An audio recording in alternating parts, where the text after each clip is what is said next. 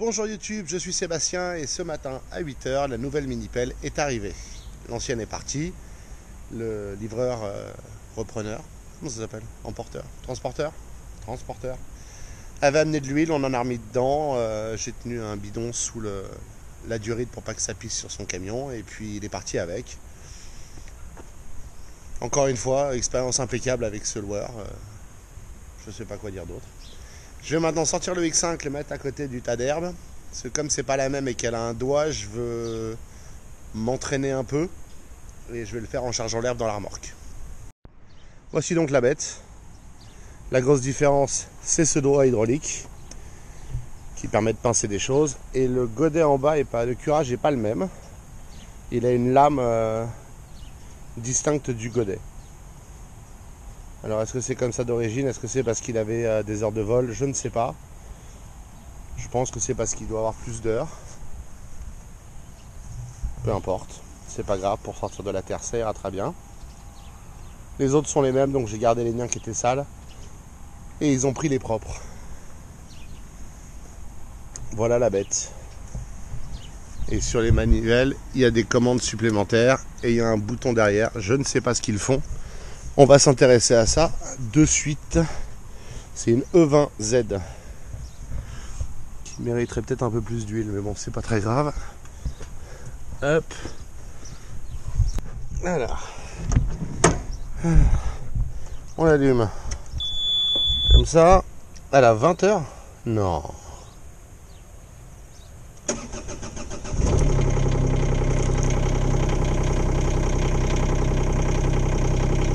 Ah non, elle a 71 heures. Donc elle n'est pas si vieille que ça non plus. Et vous voyez, quand je fais ça, ça actionne ça.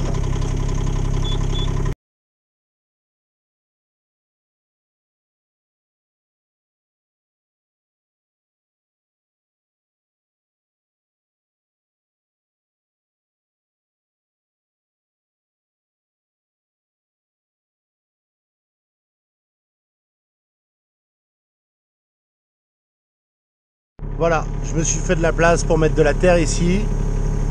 Et je me suis fait une rampe de l'autre côté. Donc maintenant il n'y a plus qu'à remonter et aller dans le jardin. Je déteste cette manœuvre.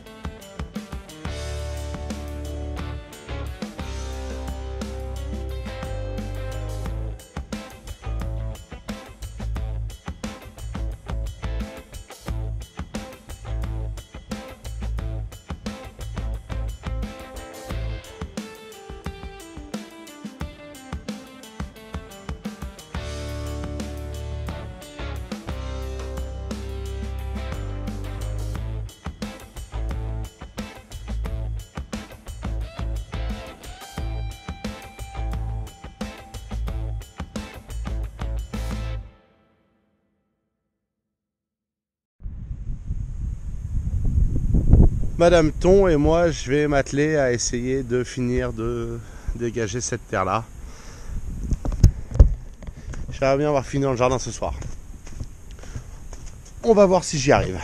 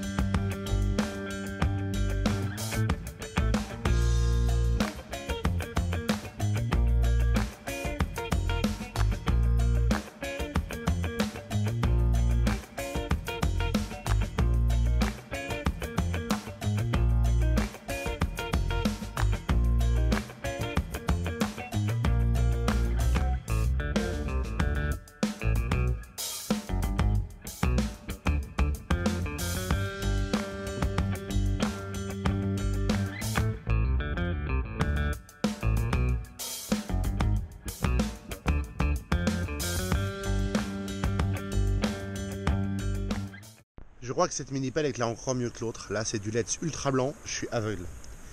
Néanmoins, à ce stade, et sous réserve que j'ai oublié un truc dont je m'aperçoive dans la nuit, le trou de la piscine est bon. C'est en partie effondré à un endroit, donc tant pis. On grattera les bords et puis on a a priori, je pense, assez de terre. Sinon, j'ai un peu de stock que j'ai gardé qui me permettra de compléter au besoin.